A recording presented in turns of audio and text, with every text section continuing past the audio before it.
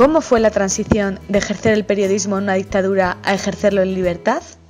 Bueno, para mí no supuso una gran diferencia, ¿no? ¿Por qué? Bueno, porque yo, como digo, he tenido la suerte de trabajar siempre en sitios donde estabas al borde de la censura, primero en Signo, luego en la agencia France Press, luego posteriormente hacía una crónica que se publicaba en periódicos de provincia y donde pasaba fácilmente la censura porque en provincia no se controlaba tanto la información como en Madrid.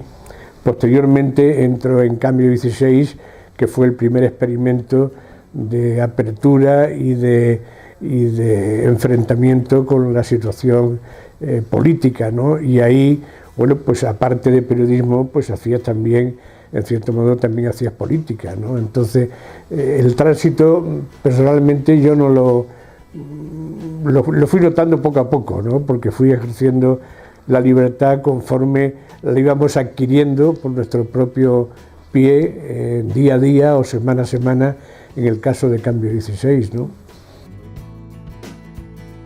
¿Fue la transición española tan modélica como se presenta?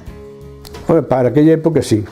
Para aquella época creo que cuando todo el mundo pensaba que en España era posible, no era posible un entendimiento después de 40 años de régimen personal franquista, fue una auténtica conquista. Es decir, que la clandestinidad, los que habían perdido la guerra civil y los que habían ganado la guerra civil se pusieron de acuerdo para una constitución en aquel clima y en aquel momento, creo que fue un auténtico modelo de entendimiento.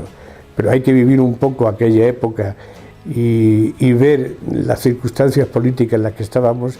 Es decir, la Constitución y el proceso de la transición no se puede mirar con los ojos de ahora, sino con la mirada de la época determinada, ¿no?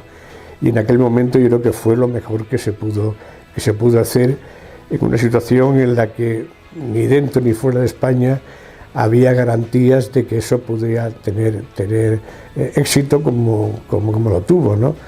Porque la mayoría de los procesos de este tipo suelen terminar mal y efectivamente la transición española se ha tomado de modelo de transiciones en otro país.